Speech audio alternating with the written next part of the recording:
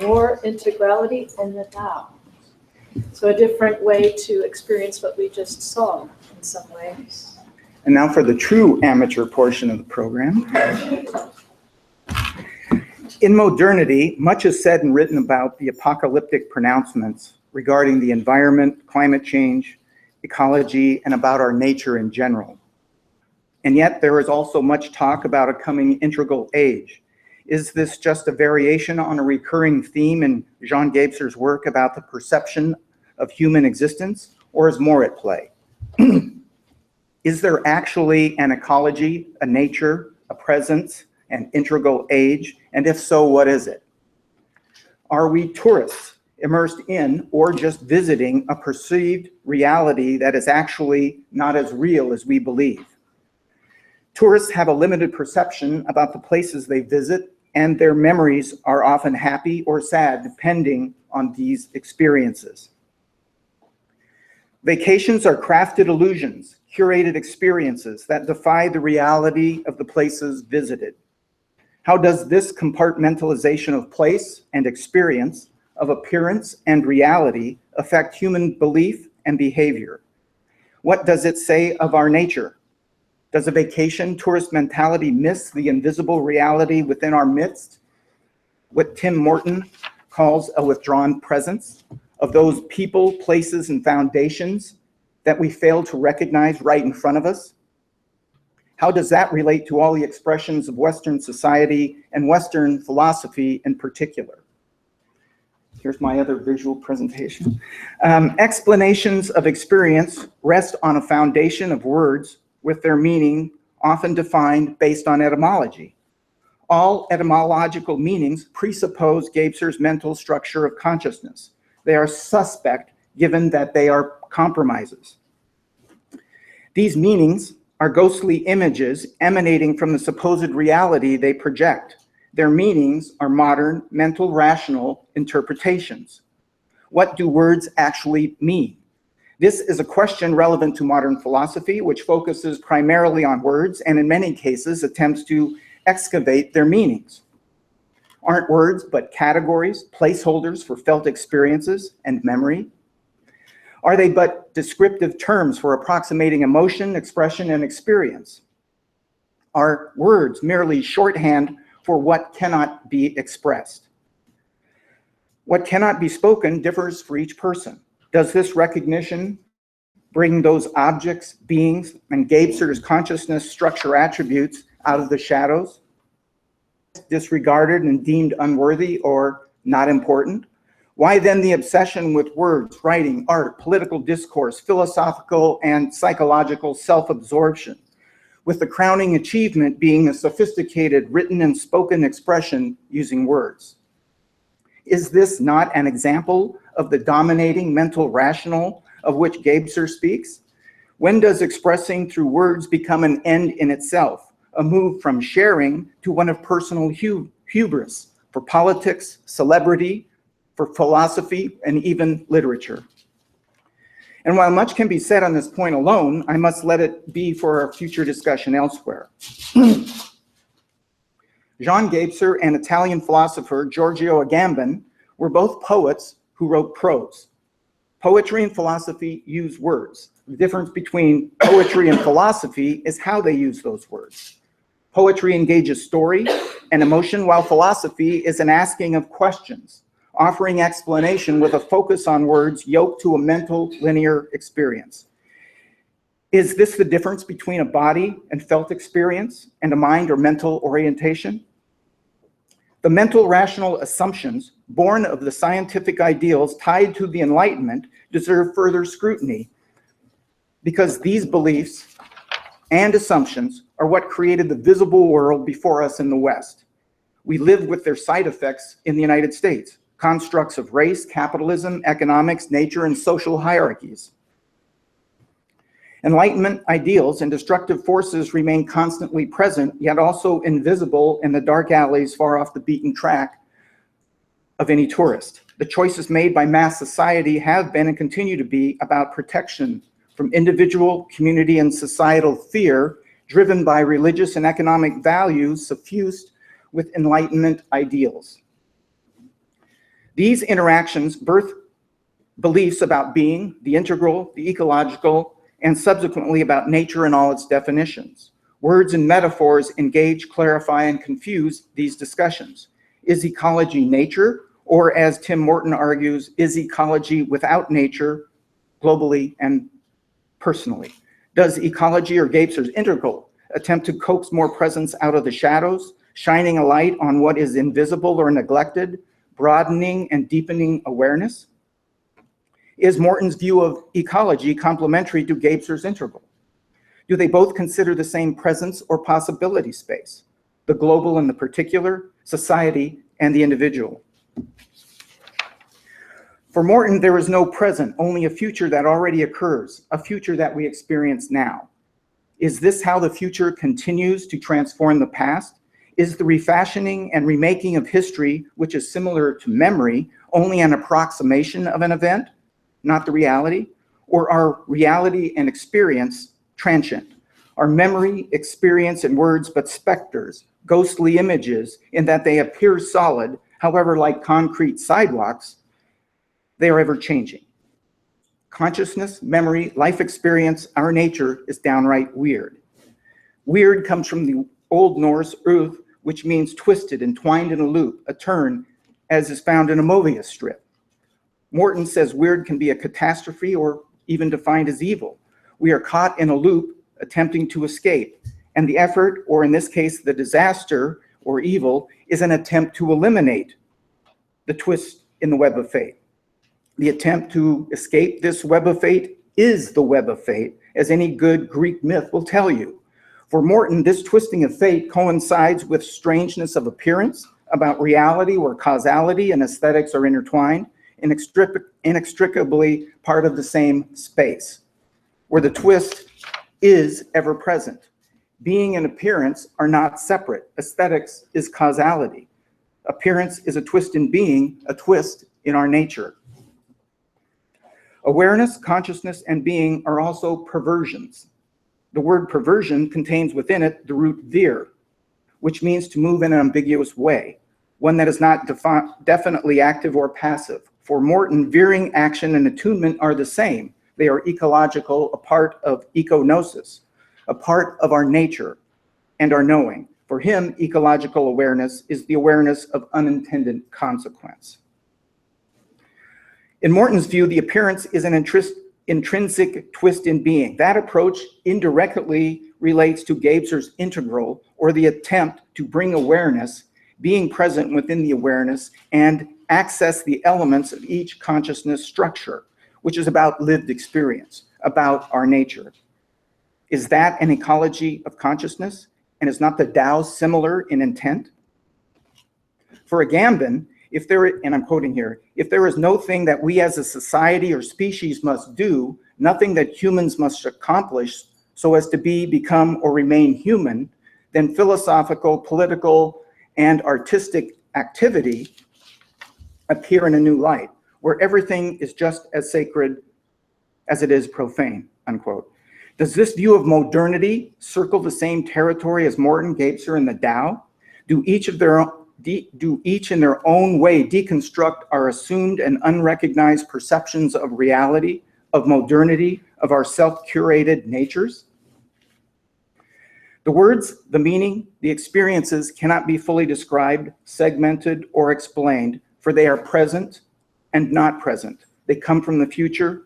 They transparently render experiences and glimpses, yet recede into the opaqueness of the dominant mental rationality. Morton's work on ecology, nature, and econosis offers one avenue for reconsidering and deconstructing the assumed reality of modern thought. Those assumptions long buried in societal behaviors of the mental structure of consciousness, those born of the Enlightenment and coincide with Gebser's mental structure. Gebser's integral and Morton's econosis are weird in their own ways and attempt to consider the weirdness that is our nature and our life. Gebser's integrality also parallels that of the Tao. According to Derek Lin, and I'm quoting here, the main idea here is that the Tao is a concept beyond reason and logic. For Lin, the Tao is the universal principle that permeates every action and every phenomenon, but it cannot be adequately understood through the rational mind, unquote. To comprehend it, he says, the Tao completely requires exercising intuition and getting in touch with the fundamental divinity that connects everyone. He raises the question of divinity, which is often tied to religion or spirituality. Is this a key theme for those who live through the suffering and horrors of war and of life? Carl Jung found that his middle-aged clients mourn the loss of their religious sense, and he felt their ongoing search for meaning later in life often coincides with that quest. Age, suffering, and horror require reassessment. For some, with age, the obvious becomes subtle, the sweetness becomes bittersweet. Divinity often assumes a transcendent God. It can be presence for some, beauty, art, and music for others. In modernity, secular ecstasy replaces religious ecstasy, yet both assume transcendence. William James, and I'm quoting here, takes on religious ecstasy, basically that if you think you're in the presence of the divine, you are. This shares the same basic American belief in the absence of God, where you can get all the ecstasy and transcendence and numinosity you need just by showing up, raves notwithstanding. In 1915, William James also wrote this: "It is art that makes life, makes interest, makes importance, and I know of no substitute whatever for the force and beauty of its process." For anthropologist Alfred Gell, artifacts exert influence in much the same way as religion. They, and I'm quoting from him, either make things happen, as in assure health, fertility, luck and love, wealth, cleanse of pollution, or stop things happening, as in prevent death, destroy enemies, ward off nightmares, avert revenge, or to tell the story of a people's history and relations to existence. The difference, Gell says, between religious and aesthetics exaltation is that art lovers, and quoting again, actually do worship images in most of the relevant senses and explain away their de facto idolatry by rationalizing it as aesthetic awe. Thus, to write about art at all is, in fact, to write either about religion or the substitute for religion, which those who have abandoned the outward forms of received religions contend themselves with. Adam Kirsch notes that how to live a life unsponsored by a deity in which we are responsible for inventing our own meanings was the great subject of Wallace Stevens' poetry from beginning to end. The supreme fiction of art, as Stevens called it, would return us to reality cleansed of myth, yet heightened by language. Quoting here from Stevens. And I'm not good at quoting poetry. "How clean the sun when seen in its idea, washed in the remotest cleanliness of a heaven that has expelled us and our images." Kirsch says Stevens' answer was similar to that proposed by Matthew Arnold in the Victorian age. The role that was once played by religion must now be filled by poetry, or more broadly, by imagination. Lin's translation of the Tao passage, and I don't have it up here, but it's the first one, says that if we free ourselves of this limiting human desire to put everything into words and become aware of our wordless communication with nature, we can catch glimpses of a divine wisdom beyond categories, definitions, and analysis. It is wisdom far more profound than anything that academic knowledge, science, and technology can offer.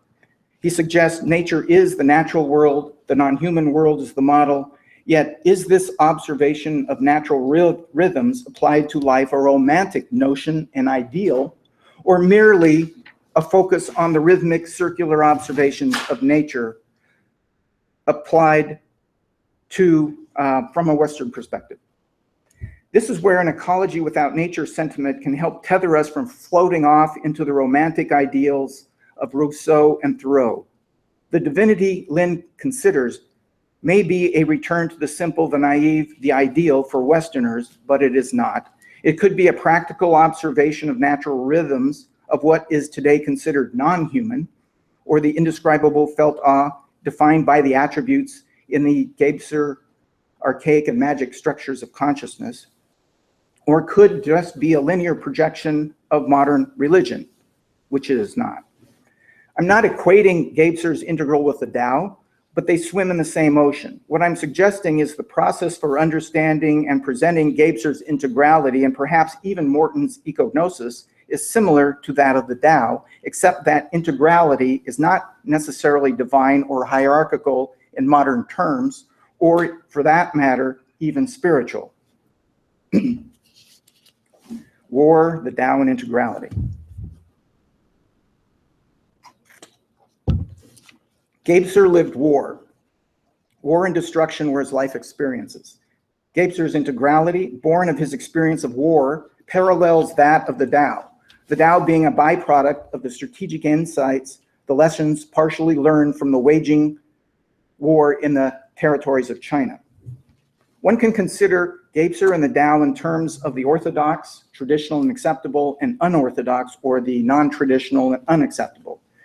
This hierarchy privileges the societal orthodox ways of doing things, being, and approaching personal and social conflict.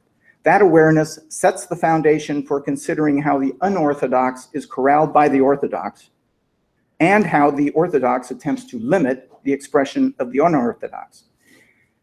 Derek Yuan's review of ancient Chinese war strategy suggests a focus on reaching a realm of awareness where there is neither orthodox or unorthodox.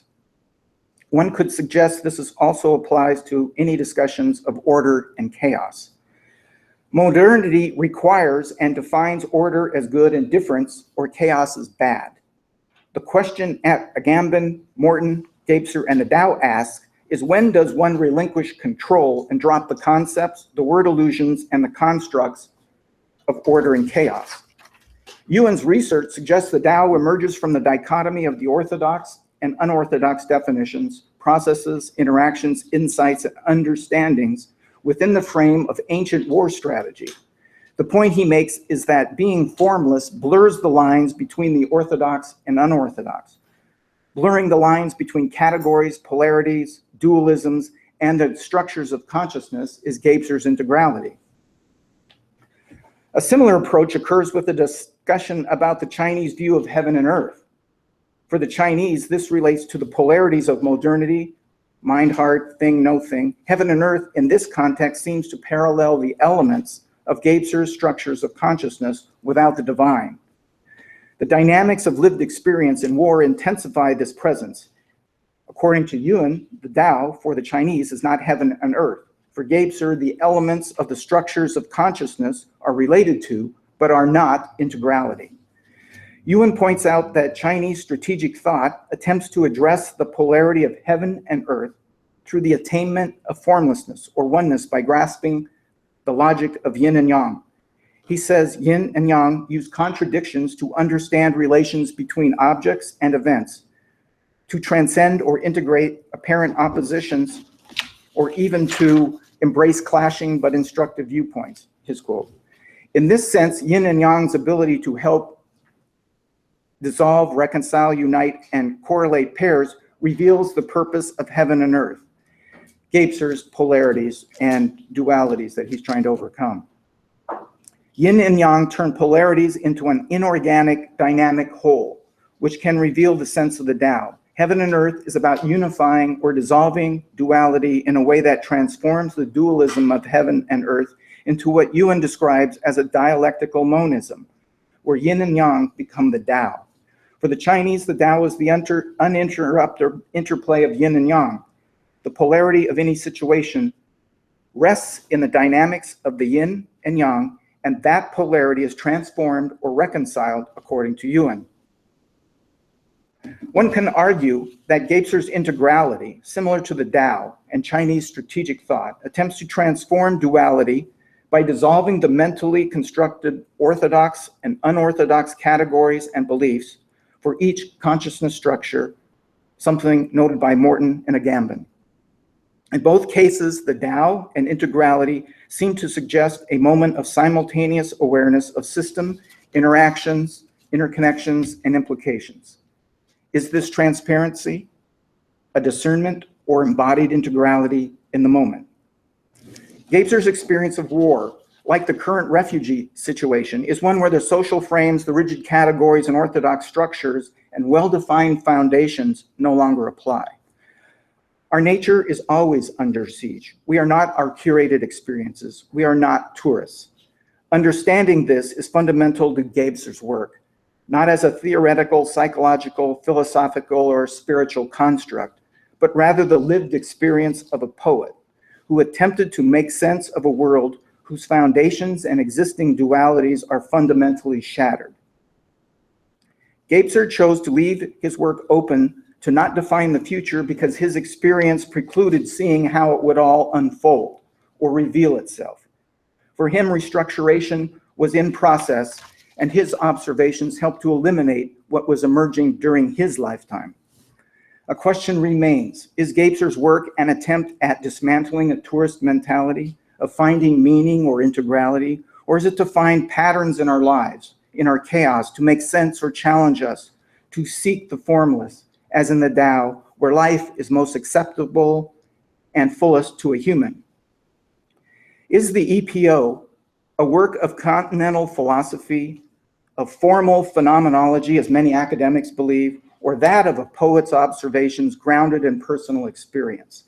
Is his integral, in effect, a reconciliation of lived experience, where meaning, assumption, and outcome are constantly changing due to circumstance, where the orthodox and unorthodox, the perspectival and the unperspectival, are but temporary snowmen in the desert heat? His work expresses his experience of war and his life, one of movement tied to a poetic sensibility that attempts to find personal meaning and express his nature in relentless waves of destruction. That's it.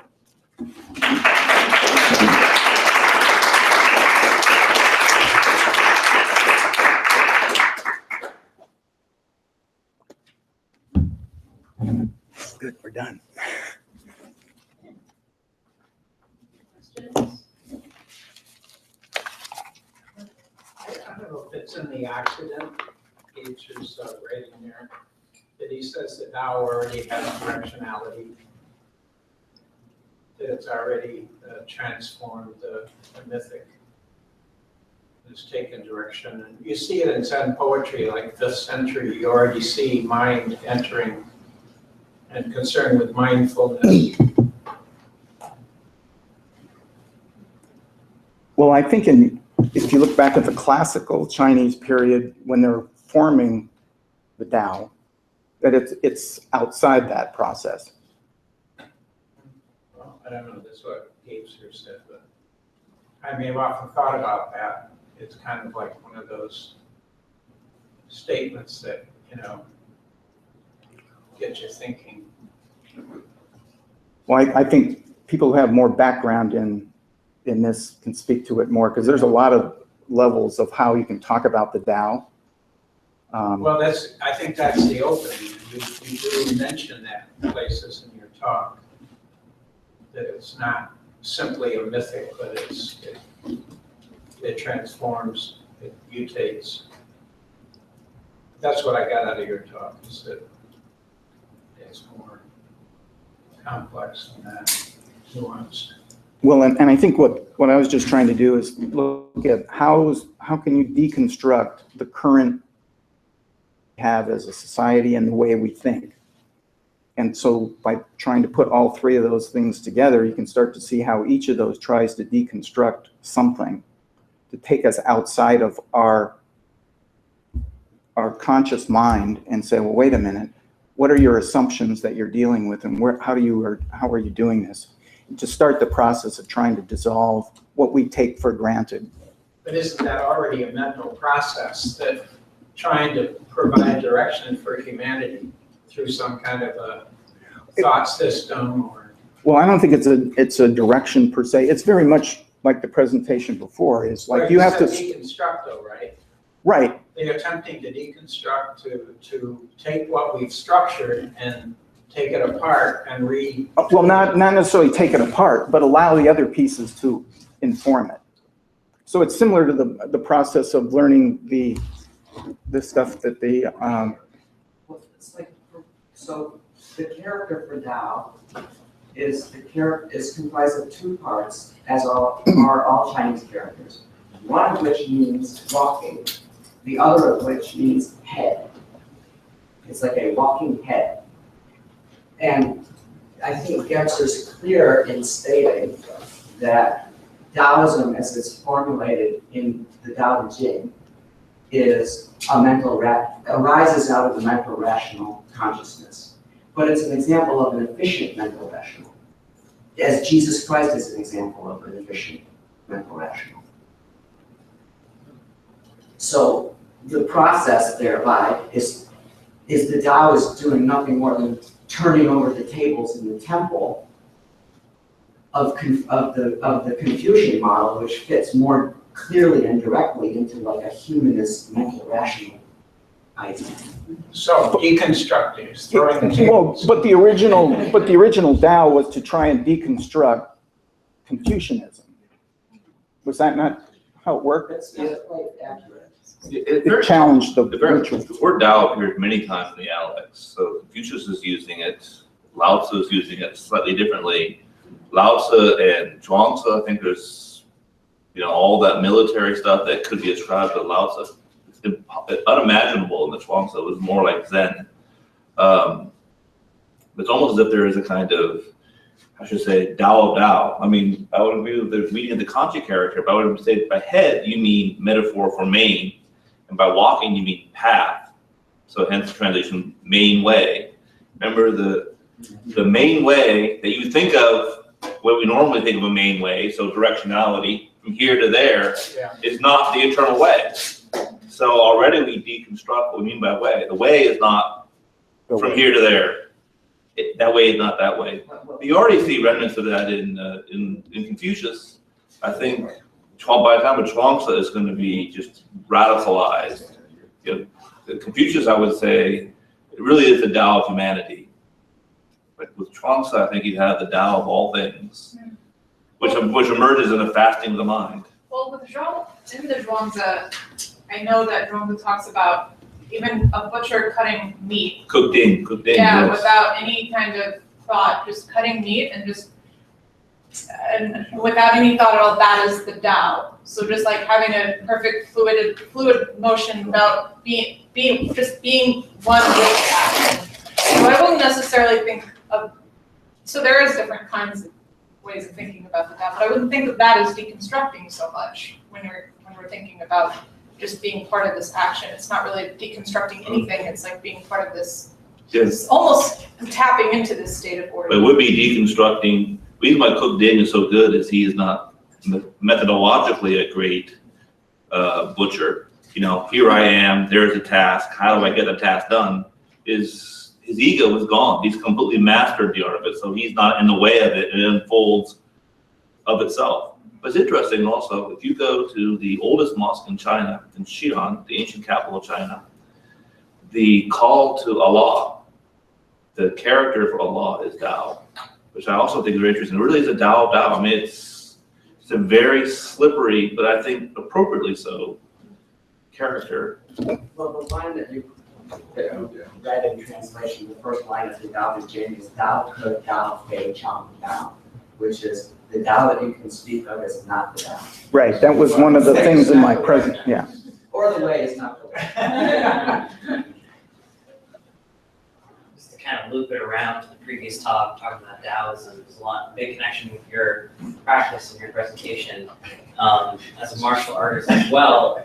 That butcher story is very much the way, a lot of martial artists, myself included, experience this process of kind of learning something and then having to unlearn it, but like really kind of getting into the mechanics of the body and driving it into instinct and thinking about strategy. But then in the absolute immediate present of being in combat, all of that completely drops away and it's a kind of spontaneous experience where you're completely, that doesn't happen all the time, of course, but at the best, moments, you drop out of the equation and there's just the fight. There's just two presences encountering each other completely and totally. And so I'm just kind of bringing it back around. I'm thinking too in terms of this martial art idea, and I don't know if you experience this in your training where you, like, I know in some martial art practices, they miss the mark because if you do hit the mark, you would annihilate each other. And so, the two samurai, when you meet that person, you bow and walk away if you are enlightened enough to not go to war.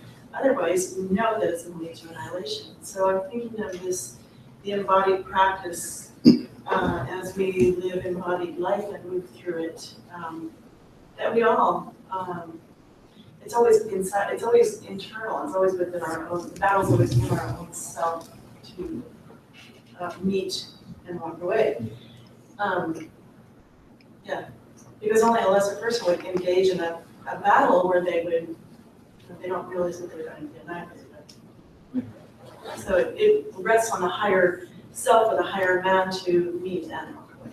And that is, for me, that's the essence of the martial art. I think that the whole idea of the Tao rising out of the martial art, for me, that's not, it's connected to that, but that's not, I don't know, it's connected, definitely connected.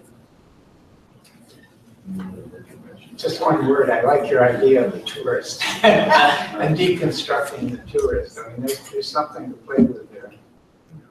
Well, then I think the whole thing is that we assume mentally that this is the way it is, and if we just undo it mentally, that we can get there. You can't get there with the mental. You have to allow the other pieces in. That's the real focus of the entire paper. Trying to see it 3 different ways and trying to get at it that way. So the Tao is like a refuge with that metaphor. The Tao is like a refugee. The Tao is like a nomad, right? Like Deleuze and Guattari's nomad, but finding lines of flight. Right? That's the nature that you're. Or being at home wherever you are. But it's also to bring it back to a polarity and rather than a dualism, because the mental makes it 2 separate things, and the Tao makes it more one thing, 2 sides. Yeah, I'll pick up on some of that. I'm going to be talking about a mythic integral, an integral mythic, the polarities that are so merged, they're integral. See that in your title? What polarities are so? They're so complementary that they merge integrally. They become integral. Yeah. I also think it's important to remember there is an efficient mental. There's not only efficient mental rational, and that the efficient and the deficient are always with us in all things. It's not that the efficient is over there next to me in room 305, and the deficient is over here. The efficient and the deficient are always at work. That's just how I would see deconstruction. Deconstruction is always. But the problem with deconstruction is you can't deconstruct what wasn't constructed. I mean, we assume we could take everything apart, understand it all, put it in parts, right? But that's the whole point. That's kind of looking at it from a very mental, materialistic piece. It's kind of like, it's a dissolving of these fixed boundaries of how we see things. As Tim Morton says, the whole is lesser than the parts. And that's the weird thing about objects and presentiating. I appreciate your use of Morton in the essay, and what did you say? The twist is ever present, so. Yeah. Which twist? The weird. The weird, the slippage into, to perspectivalism. Mm-hmm. So thank you, Rick. Thanks. To conclude for the day.